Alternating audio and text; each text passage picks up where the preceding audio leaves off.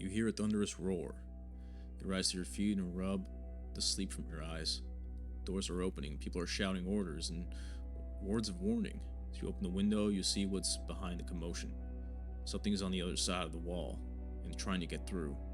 The guards are fighting it off with their torches, spears, and crossbows. Thanks to their light, you see the large furry paws placed on top of the wall walk. As far as you can tell, the beast is but a single leap away from getting inside. Ah, shit. Wouldn't it just be nice to get some sleep? Undisturbed. Don't have to worry about dying all the time. I guess I did sign up for this, didn't I?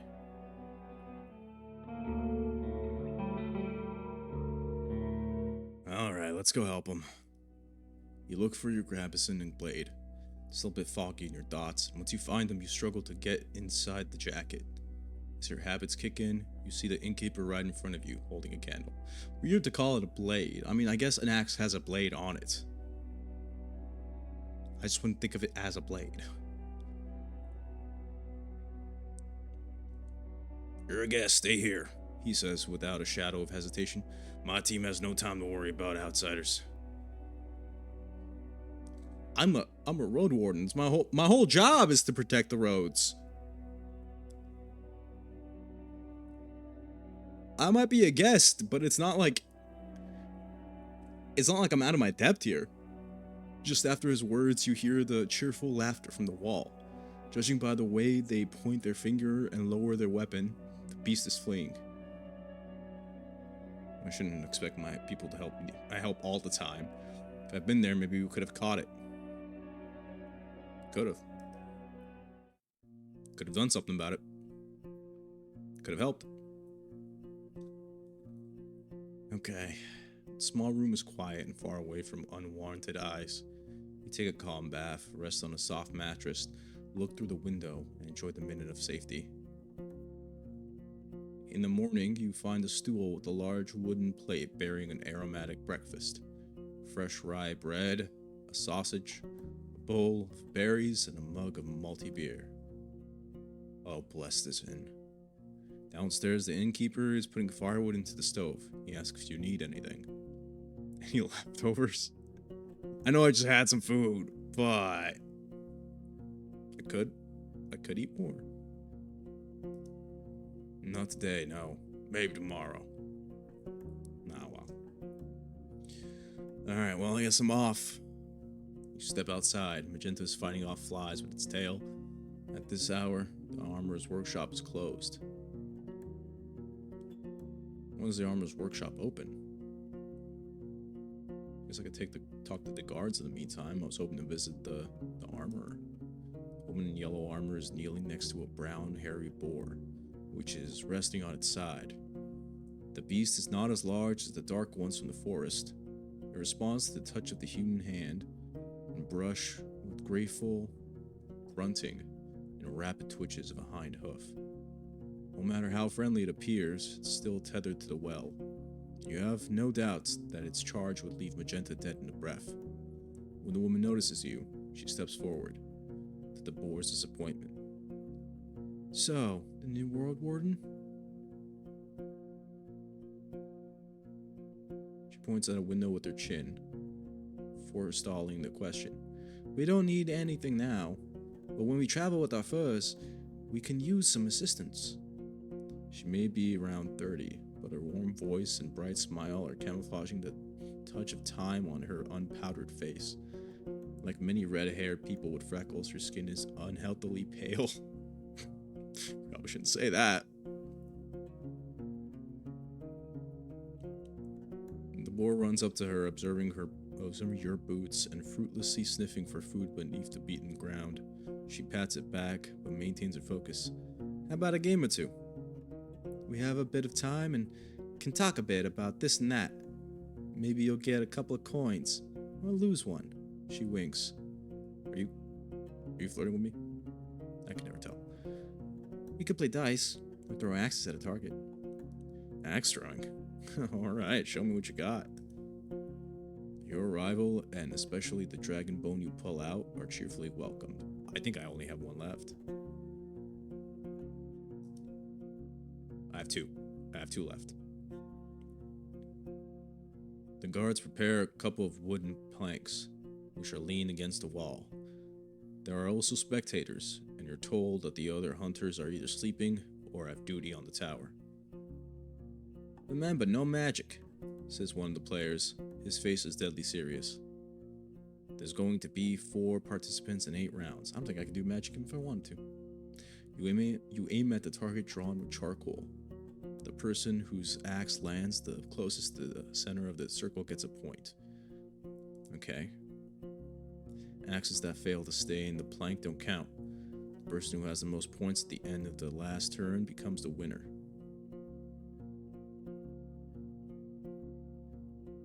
Okay, 8 rounds. So there's 4 turns each round. And I have to get... Basically, I can get at most 8 points. How many points do I need to win?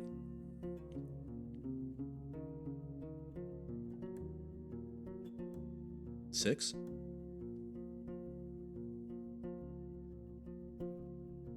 Well, no.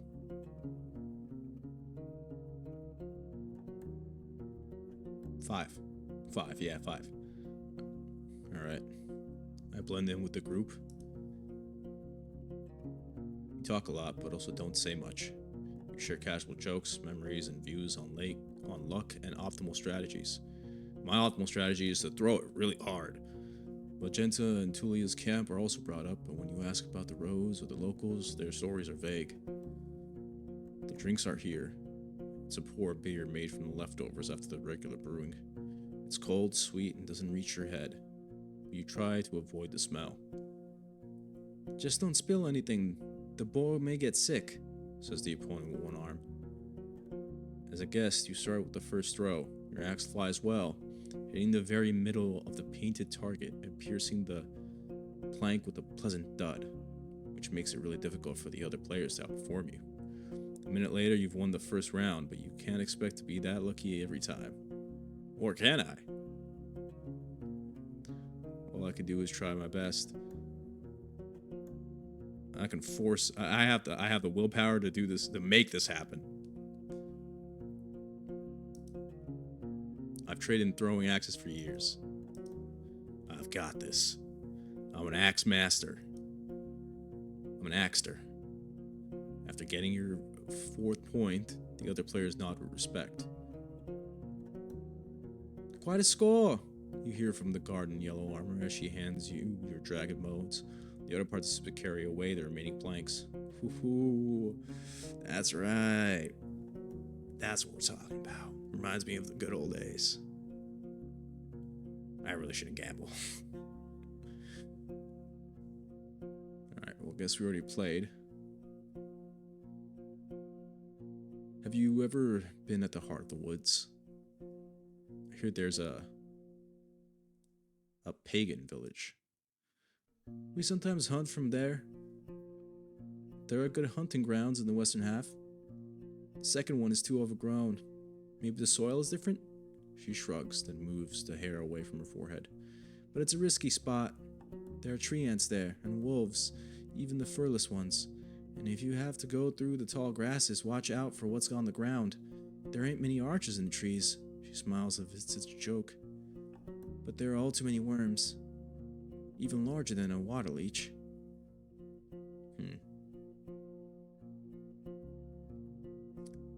That's a lot of things I have to consult my journal about.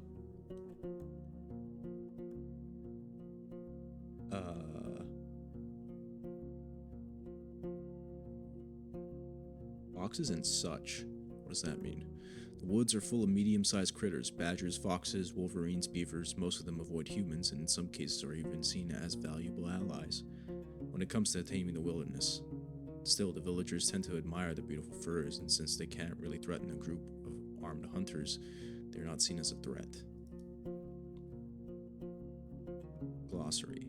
Perhaps this will tell me? No. Soul, shell, and pneuma.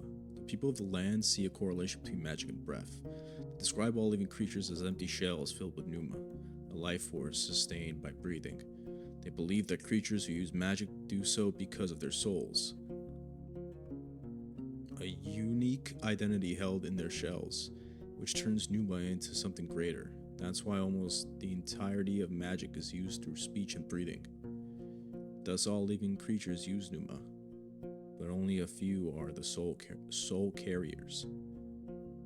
Humans and spirits, such as the deities living in the forest, demons, or ghosts. All of these ideas are in some way lacking when they are confronted with reality. Some believe that dragons, goblins, beastfolk, or howlers do possess a soul, while others distinguish between souls of a higher and lower rank. It's not clear why some humans can cast spells by gestures alone, or why animals don't rise as the undead, or why a small number of humans can't use magic at all, while the others have unusual talents. I don't think I've ever tried my hand at it. The various views and interpretations are not just a part of an advanced theological debate, but also shape stories and laws. Rites churches don't consider magic to be different from any other human activity, while minor religions believe that it's either an essential part of nature or a divine domain. Pagans. Rites followers see other religions as paganism. The United Church oppressed pagans' beliefs in many ways, including military raids. Some areas, especially the villages set far away from the cities, still follow the beliefs of their ancestors, even if they have to keep it a secret. Some of them are indeed limited to a single tribe, but there are also popular ideas that reappear in various shapes across the entire realm. Some communities praise minor deities connected to specific trees, hills, or rivers, while others tend to focus on living in harmony with nature, on practicing strict sets of rules, following an archaic, conservative lifestyle. Even though most pagans condemn blood sorcery, it's common for shamans, druids, and witches to practice necromancy. Some practices can get dark. Animal or human sacrifices are considered especially appalling. The number of pagan settlements, as well as those that merge paganism with the teachings of fellowships, have been increasing ever since the Southern invasion reduced the influence of the United Church. Settlers from the South also bring their own traditions. Yeah, the merchants are worried about that.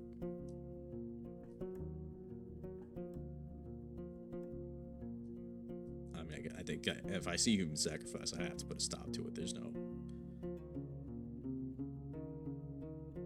way around that.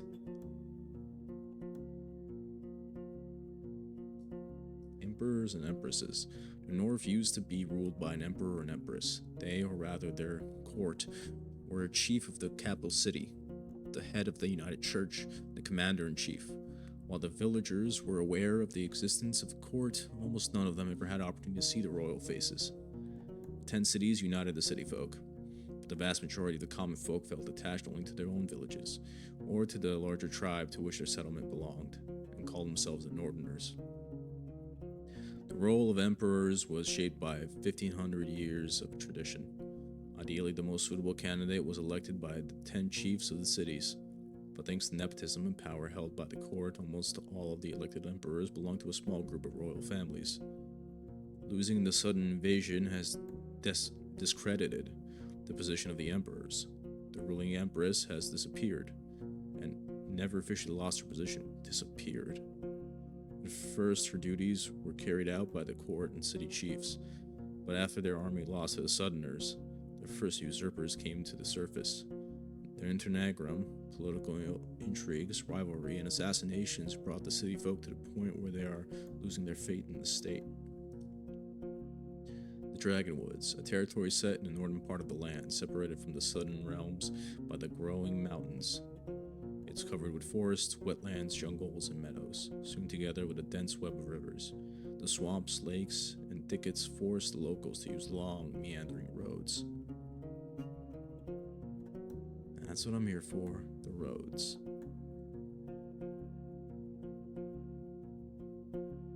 Okay, I should get back to this conversation. Tell me about yourself. Oh, what was that? After a brief giggle, her voice got cold and serious.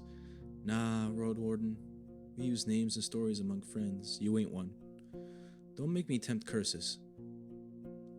Okay. That's odd. Fine, don't tell me your name. I was just trying to be friendly.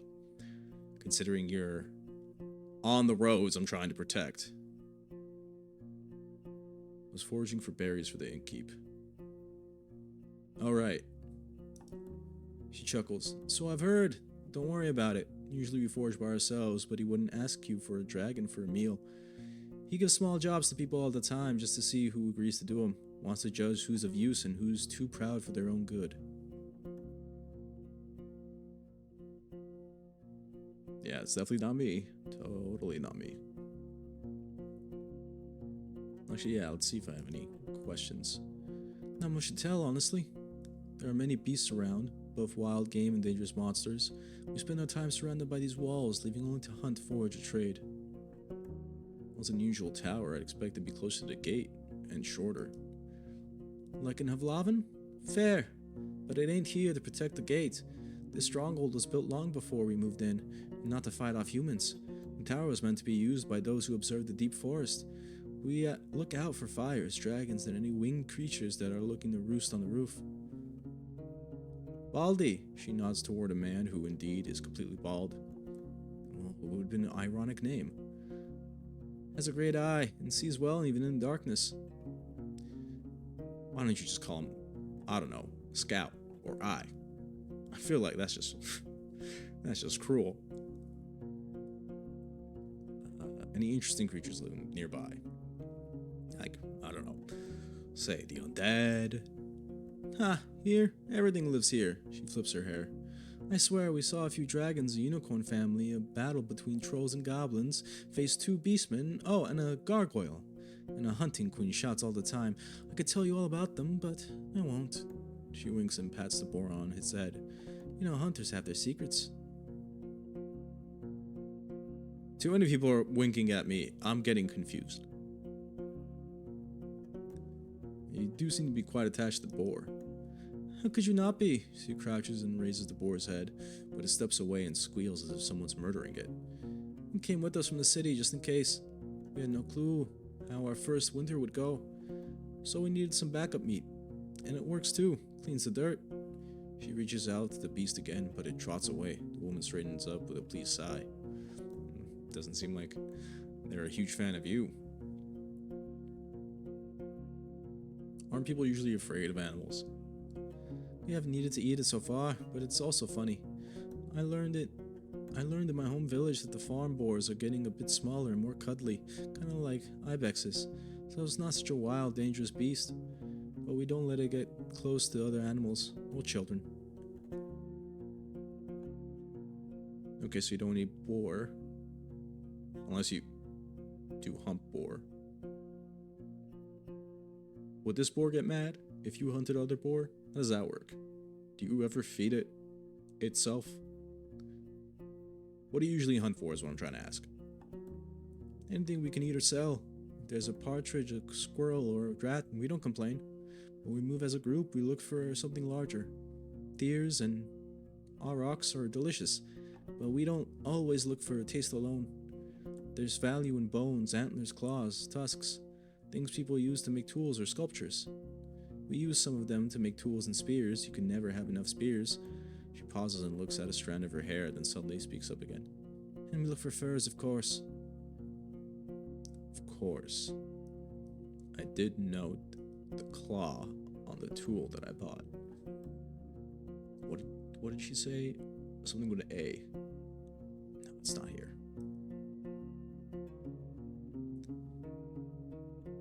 What can I find north from here? I'm sorry, we don't really go to those regions. We stay close to home. Only sometimes move south or west, to Howler's Dell, but only to trade. They're fine with buying more than they need, since they then take wares to the coast.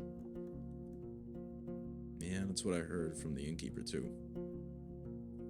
She takes a long breath, twirling her hair and gathering her thoughts. You know what? I've never even seen a beach. And I've been living here for how many? More than 10 years now. She giggles. The only part of the sea I've seen was from Old Pagos, which is placed on a hill. I've never put a toe in salt water. She looks toward another huntress who confirms that her experience is the same. But Old Pagos is a good place. As long as you don't mock their order and act nice. They'll also be kind. Boss says they're too serious for him to stand them. But at least they don't bite without a reason. Did you say they bite? Don't joke about that. I never know. I don't know. I don't know what they're like. Have you heard anything about the necromancers? It's something new. Her voice lowers to whisper. I've never been to White Marshes, but over the years we've seen people moving away from there, south. They told us that the place has changed too much. A priest died, I think, and the new one awakens the dead. Sorry, Roadwarden. That's all I know. She's hiding something. She sounds convincing. So I guess the necromancing is new. Is necromancing a word? Can I use it that way? I'm gonna use it that way. Well, thanks. She observed you with a hand casually resting on her hip. Looking for knowledge about wild creatures. Well, you are a hunter. As long as you're willing to share your secrets. Well, I told you our knowledge is valuable. I don't know. She looks at the boar, which seems to be obsessed with a clump of grass growing next to the wall. 15 dragons, no less.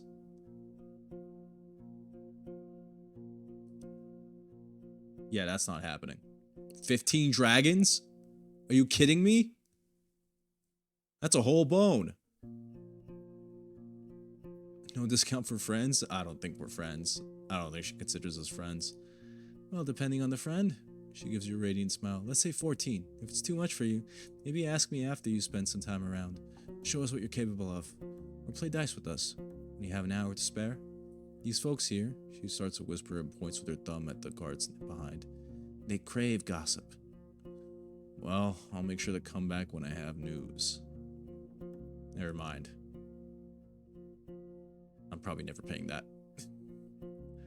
I don't care how much lower you take it. 13, 12, 10, it's not worth it. Alright, I spent 30 minutes here. Best I leave. To the courtyard at the Sour the Armorer's Workshop is closed. When does the Armorer's Workshop open? I don't want to waste time. My armor's fine.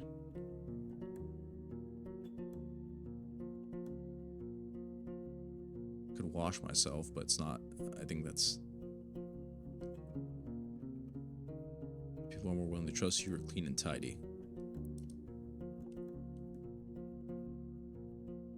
Yeah, I'm already plenty clean. Alright. Let's travel.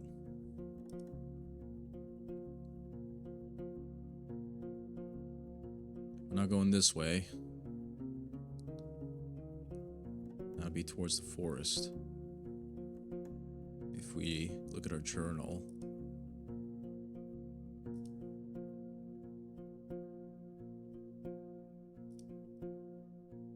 Find the Roadwarden. I've heard him pelt that right before Asterin's appearance, the innkeeper gave him 50 dragons from some sort of investment. Sterion Walassian in White Marshes, a village in the northwest. And that's where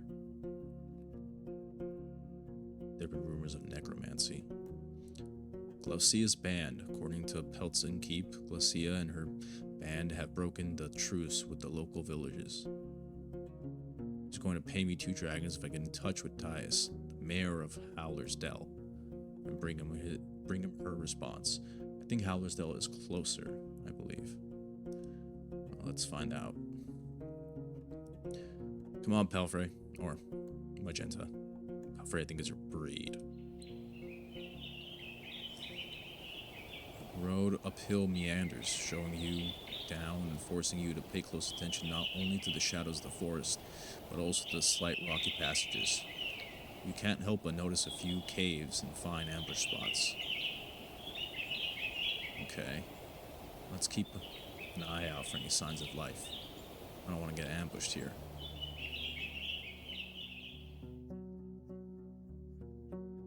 Standing in front of the gate, you hear no voices, no tools at work, no steps.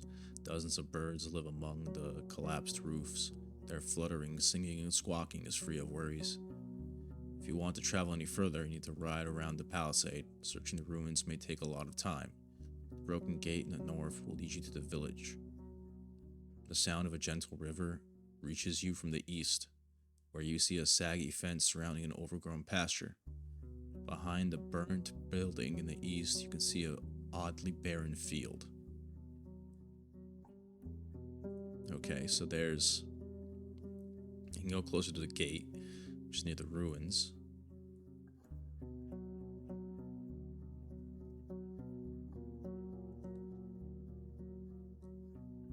Oh, wait, what's the difference between... Oh, I take a closer look at the gate. Okay, let's do that before moving forward. Looks like I can do that, or the east. The palisade is in good shape. The entrance wasn't even touched by the fire. It was torn away, possibly thrown. The amount of used force must have been huge, but you'd expect that it would push the gate into the village, not away from it. You don't see any marks of a dragon bite. A troll could toss such planks, but after so many years, you see no paw prints. A mage? You can't really tell. Is there magic that can do this? Well, if it came from inside, that would make sense. Alright, I do see a building. Let's see what's there. The broken logs and planks are charred, while the wooden walls are rotted and covered in moss. You see no ashes or dust, proving that the fire happened long ago. The smell is awful. There were no reasons to stay for long. You see no furniture, just some broken shelves. It was just a storage room. Valuable odds and ends were already taken by the scavengers. I'm guessing the rest is going to be taken by the scavengers too.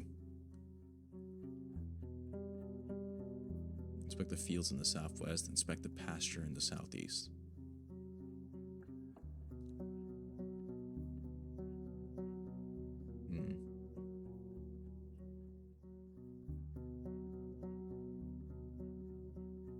The fields in the southwest versus the pasture in the southeast.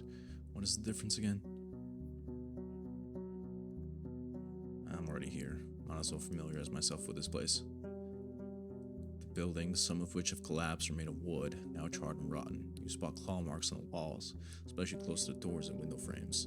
They could belong to a dragonling, or a large wolf, larger than the gray ones, or a corpse eater. Too many options to make a guess.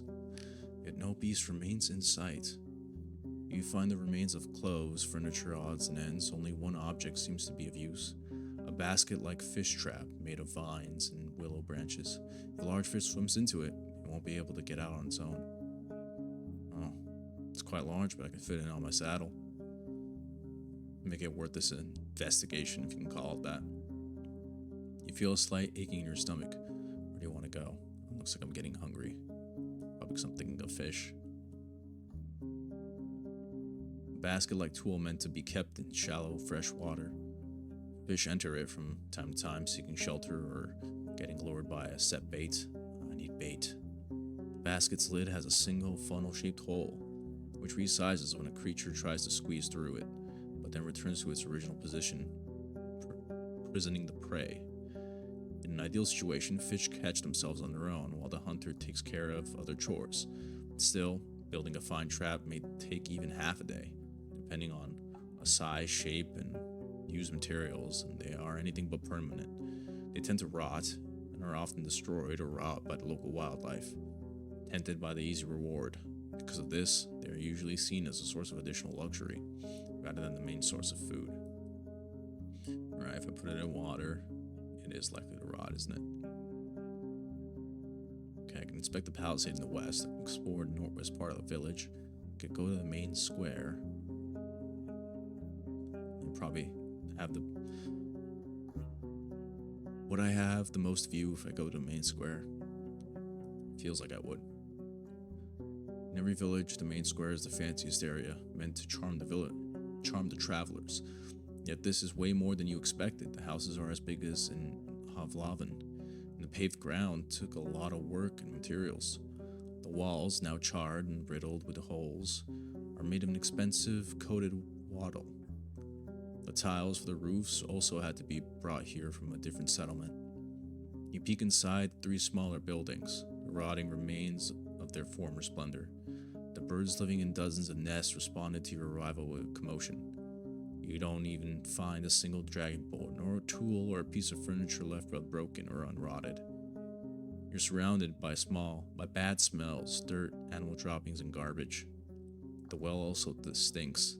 It has no bucket, but you'd be afraid to use it anyway. Who knows how many birds have relieved themselves inside, or how many old rats have found their death while climbing up the walls. Suddenly, you hear some sounds coming from the largest building. Your stomach makes you let out a painful groan. Am I really getting hungry?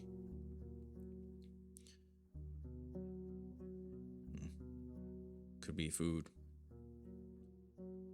I'll check it out. Prepare my axe. You step cautiously toward the scent of urine and sweat. The flickering candle light shows you broken furniture, yet no signs of burnt wood. You consider pulling the other door when a masculine voice proves that your presence is not unnoticed. I do not want it to come to this, but stay where you are. Whatever you put inside, be it a shoe, a hand, or your damn thinker, it'll get a bolt. Alright, so I guess there's a squatter here. Relax, stranger, I'm a Roadwarden. So I kind of need my thinker. Will the boot be enough?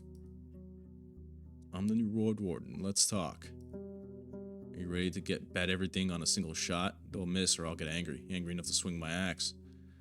Don't hurt me, I'm not looking for trouble, I'm a Roadwarden. No, I think I'm gonna answer a threat with a threat. You hear a long sigh. You're right. I'm not even a brawler, hear that? There's the sound of a heavy object being put on the floor. That's my ballista. I'm no threat, you know. Just keeping myself safe. Scaring away the outlaws and ape men. Come in, Roadster. But don't breathe too deeply, this place reeks. Why are you staying here? Or clean it up. The man's voice is shaking and his accent is tricky for you. You could be from the distant south, but as long as you don't speak too quickly, you understand one another. You don't hear any other movements, breathing, voices. Still holding my weapon, I walk inside. It could be a trap still. The dense smell of urine hits you with full force. Oh god.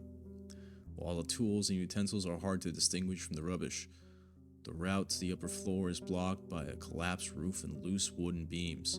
There are scraps of rusting iron and steel on the ground, detached from the now destroyed barrels.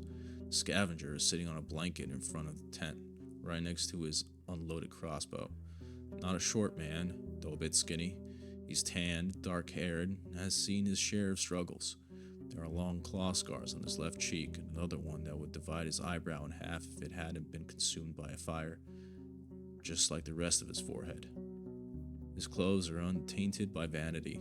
He's barefoot, in a dirty linen shirt, with rolled up sleeves and a simple pants that use a cord for a belt. His long beard and hair are untrimmed and untangled. I'm standing nearby with a hand on my axe, so I'm in control. Yeah, I don't know what kind of guy this is yet. You touch the head of your axe and the man flinches. His voice is full of resignation. I have to tell you, I'm glad you're here.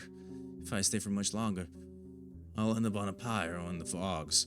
I can't even share this shelter with you. There's no place for another shelter, even more so a horse. Oh, trust me, I'm not trying to stay this place.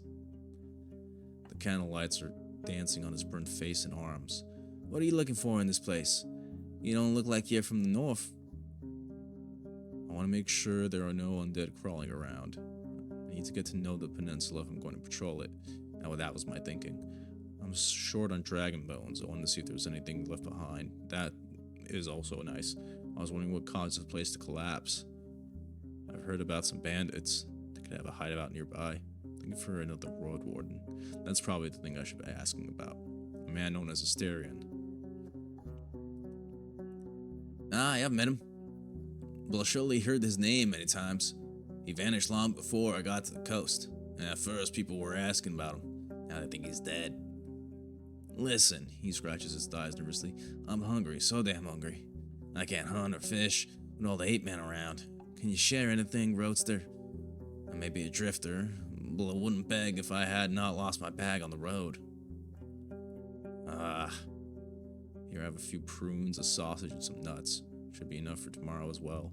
Take these cereals and crackers with some water. You'll have some gruel.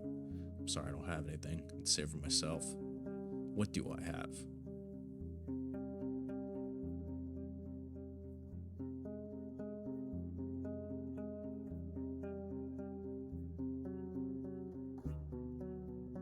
I don't think I have what. I don't think I have a sausage or anything. I just have rations. Yeah, you're gonna have to do with crackers. He lets out a relieved breath. I may even boil it. After a moment of hesitation, he grabs a cracker. Without you, oh, would have to run after birds with my ballista. We'll need to save the bullets for the 8 men. And because of those stinkers, I can't roast here. Raw meat makes me want to puke. Thank you. Oh my god, you've been eating raw meat? After a couple of solid bites, he puts her gifts in 2 wooden bowls. Now, Roadster, he says with a full mouth, if you have questions, ask. I'll say a lot. Make you get me out of here. I should ask him what he wants. No, this village does make me sick. Me too. In the guts and in the thicker. Gets easier with time if you're patient. Must be the air, the smell of death. Death and 8 men piss. He pats his stomach while laughing. Yeah, where do you want to travel now? What will you give me for my help? Let's save that. I don't really care about him. Are you sure there are no undead around? Yeah, let's make sure about the undead. He nods. I've seen none. People say it's been less than 10 years since the herds came by. But don't know if anyone bothered with raising the pyres. If not, the dead are all roaming in the forest now. He clicks his tongue with frustration. It may be that there's a walker somewhere in the debris waiting to break through like a dragon and egg. He looks straight at you. You'd better not dig. Great, I'll take that as a no. Yeah, if you search the entire village, there are no hidden treasures left. You came to the wrong place. Time, moisture, and the damn borers devoured all the loot. And I've been here for a couple days now, and all that's left is this iron I've carried here. I was planning to get back here with some hired muscle and clear the collapsed buildings, but doubt it's not worth the time and risk. You say that, but I did find a fish trap.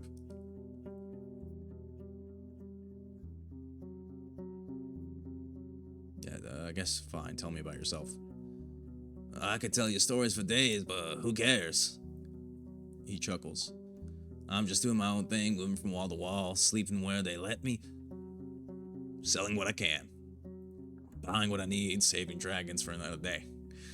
I used to be a sailor. People called me Peros because of the, Pyros. I see it. He points at the burned skin on his forehead. But I'm not wanting to bush plow or patch ship sails all day long. I don't care if a corpse eats my bones one day. I'd rather be free for a few years than cage myself in fear for decades. Yeah, how's that working out for you? Piss stained. I think that's enough. And here I thought you got the scars from whatever took this village out. And I'm damn good at staying safe, or rather I was before I landed in this shithole. He touches the scar on his face. I haven't gotten one of these in years, but it didn't take 2 weeks and I almost lost my legs. Spent all my coin in Howler's Dell for Elder's magic. Hold on. Not the first time I had an empty pouch, not gonna lie, but there's no coin went in here.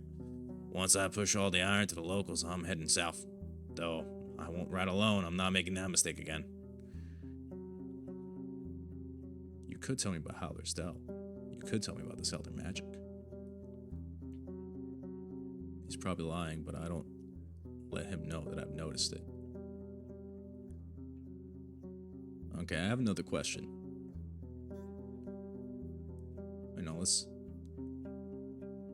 Should I push him on it?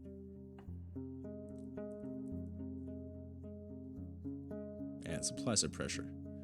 Heard no ships can land on this coast.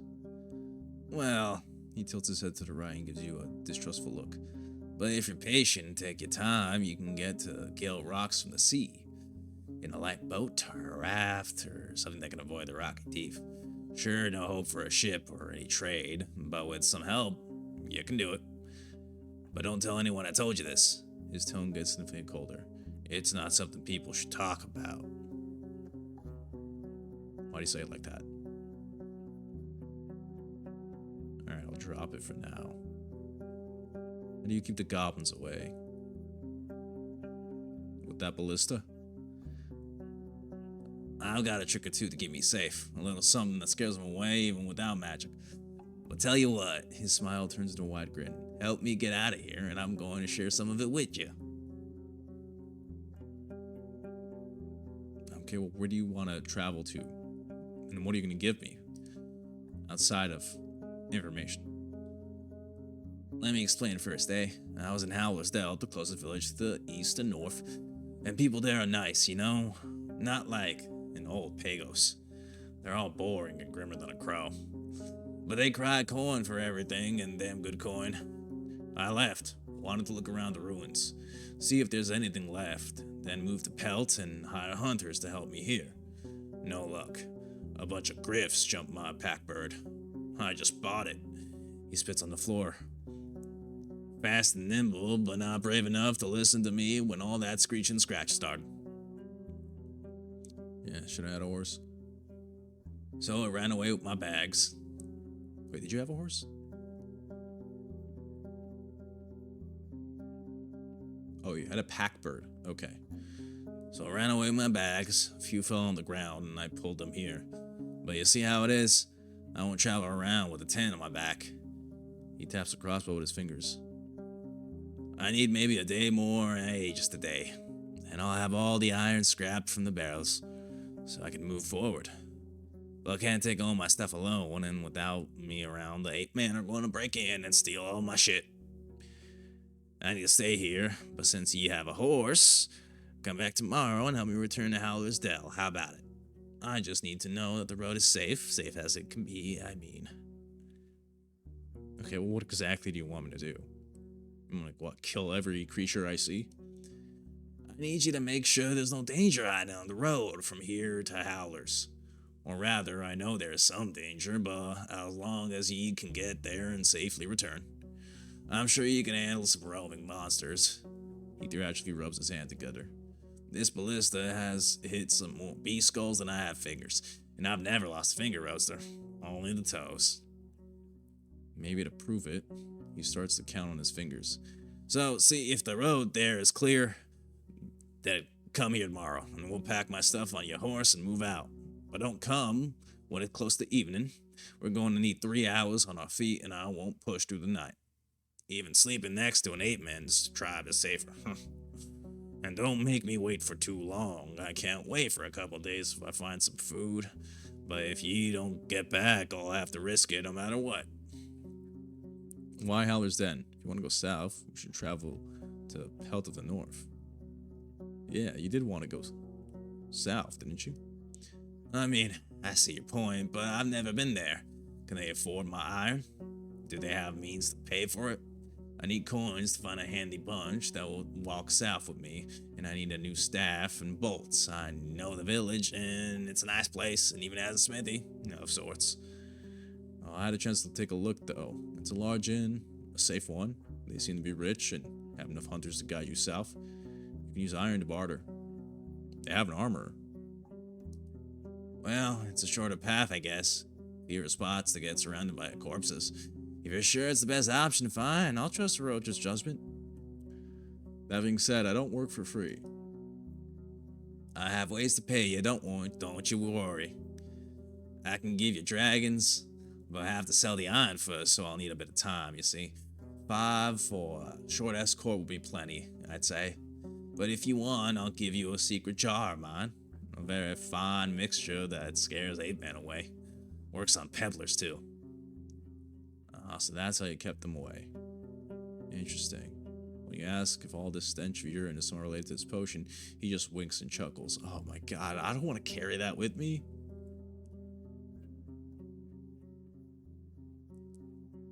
Okay, how about that? You can keep your urine potion, okay? You can keep your piss potion. How about you just tell me about the villages? He seems surprised. I mean, hey, sure. But don't have connections there, just my eyes. He starts to hum. You know. Her pause. When you get to Howler's, you'll meet the mayor there for sure. Dice. And whatever you do, don't ask her where she got her coins from, eh? She's rich, stupid rich. But don't ask her how this happened. Trust me. He scratches his beard with a mournful look. Uh-huh. Fine. Alright, you got yourself a deal. Thanks, Roadster. Just come tomorrow. I'll make it worth your time. Alright, well, I'll make sure to clear both roads. I'm gonna go to Howler's anyway, I guess. Then we can decide which way to go. By the way, do you have any idea what happened here?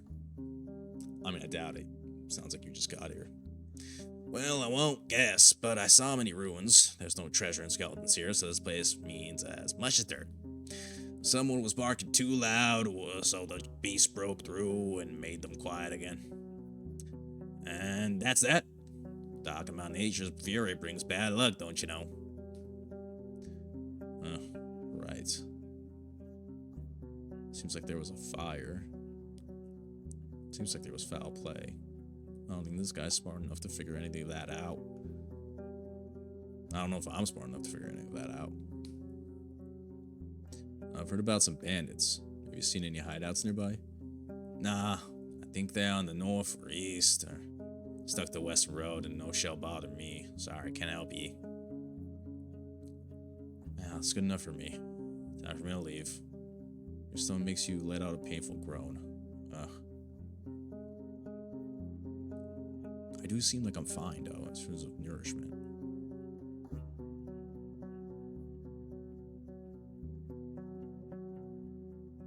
Okay, so there's a scavenger's camp.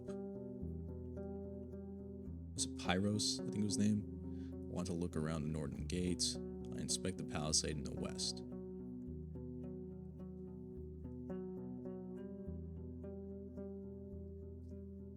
How long has it been? It's been an hour?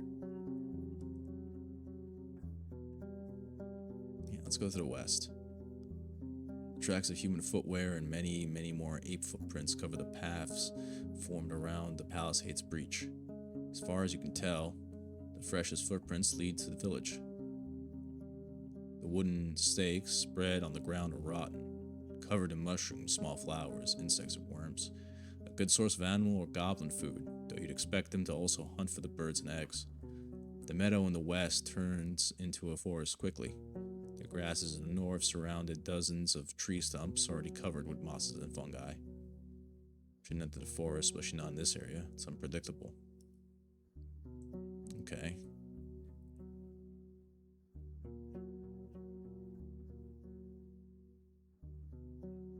Okay, how about the northwest part of the village? The colorful grass covers the entire fenced pasture. The large stone placed in the middle suggests it could be a playground for ibexes, or maybe it's just an old garden. You see a couple small sheds, a latrine, a single building to the south, completely burned down. All those places were cleaned out by scavengers. Magenta doesn't want to approach the large ruins in the north.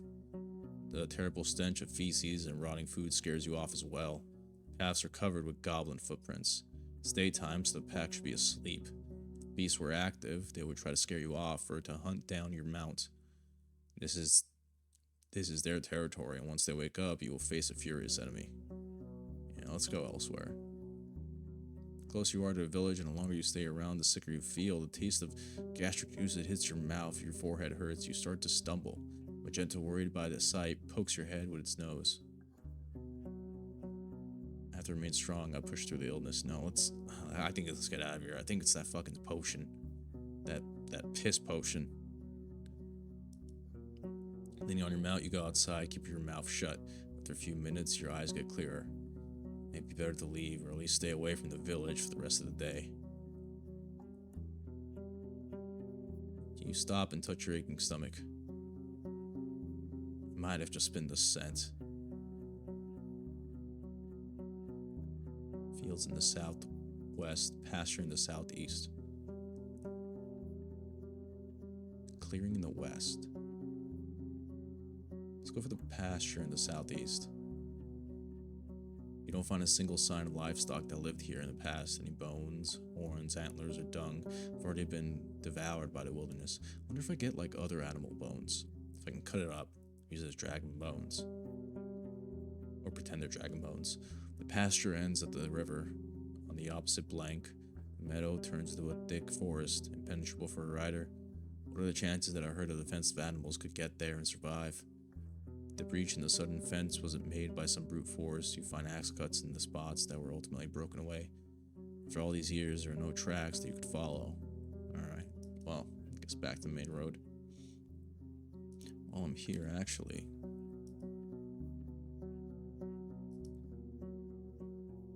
Dragon bones.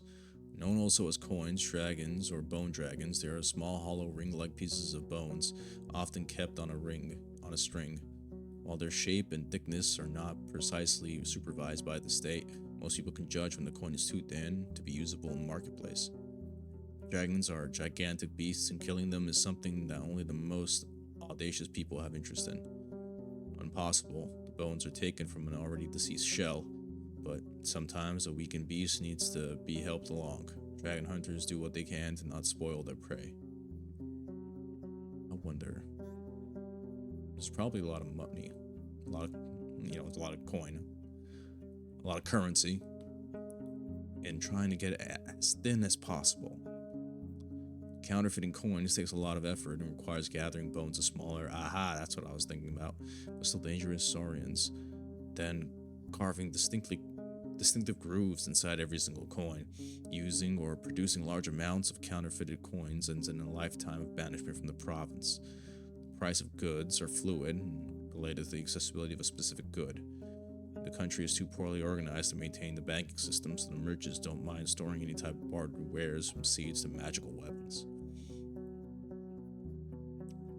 Could steal some magical weapons. Nope. That life is behind me. Animal husbandry. The grounds around villages are rarely large enough to allow villagers to feed large herds, and therefore animals are mostly kept to help with labor or to provide products other than meat. Mouflons and ibexes produce wool, milk, and skins used for production of parchment. Boars don't require much attention and eat almost anything, so they are bred for fat, meat, tusks, skins, or just to get rid of the leftover produced in the house. Ducks, geese, partridges, pheasants, and quails produce eggs and feathers and can be used as a quick backup meal during harder times. Chickens are valued more than any other purity, since they rarely get through the tall walls and aren't picky eaters. Animals are killed for meat on special occasion, or when they are too old to provide the other types of products. A single family won't eat a large animal by itself, so it's common to share meat with the entire community, which will return a favor later on. Relationships among the villagers are a bit cold, they trade instead. When an animal is butchered, it's crucial to waste as little of it as possible. Their hides are used to produce clothes. The hooves and bones add taste to soups, and the offal is either eaten or turned into unique materials such as glue.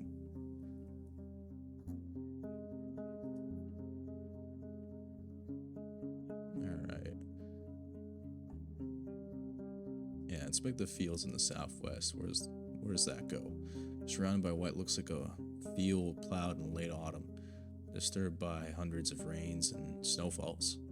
There's a few clumps of grass and wheat, but a place like this one, abandoned for years, should already have turned itself into a greenly barren field. Maybe it was overused, but you could still expect the weeds to sprout. A curse? Maybe magic's afoot. The path leading west from here ends at the edge of the field, shifting to a meadow, then a forest. Yeah, I don't have a way to investigate that. There's a clearing in the west. The meadow is lush and colorful and so dense it's unsafe for a rider. For a couple of minutes, you lead Magenta with a rope, avoiding the potential disaster in case of a hoof falling into an animal den. Being forced to travel around the palisade every time you get here is going to be a pain. Most of the tree trunks look similar and have a comparable size. They were mostly likely planted when the sole purpose of being cut down and used by locals. Though cutting so many trees at once, that alone could provoke the wrath of the herds. Such a process should be spread across a couple seasons, and you can't be sure that was the case. In the west and north, the clearing turns to wild forest. In the east, you see a road leading north. Gotta do what the soul's gotta do. Hit the road.